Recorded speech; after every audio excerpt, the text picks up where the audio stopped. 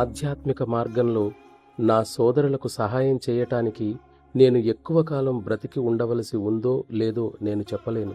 కానీ ఇది మాత్రం నిశ్చయం, ఎవరైనా తమ అంతిమ ధ్యేయం కోసం ఏమీ చేయకుండా కాలాన్ని వృధా చేస్తున్నట్లయితే అది పెద్ద తప్పు.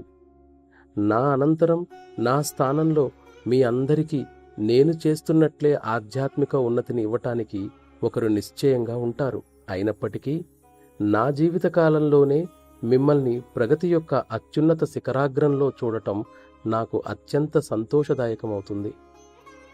మీలో కొందరు తమ సోమరితనపు అలవాట్లను అధిగమించటానికి ప్రయత్నించటం లేదని తెలిసి నేను విచారిస్తున్నాను.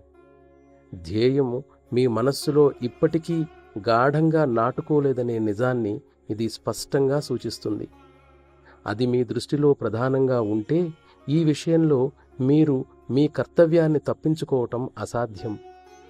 పెడదారి పట్టిన మీ స్వీయ చర్యల కారణంగానే మార్గంలో కొన్ని అవరోధాలు ప్రత్యేకంగా సృష్టించబడ్డాయి.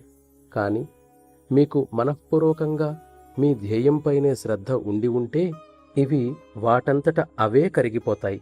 మీరు హృదయపూర్వకమైన ఉత్సాహ బలంతో అందుకై నన్ను ప్రేరేపించినట్లయితే నేను కూడా మీకు ఈ విషయంలో సహాయకారిగా ఉండగలను.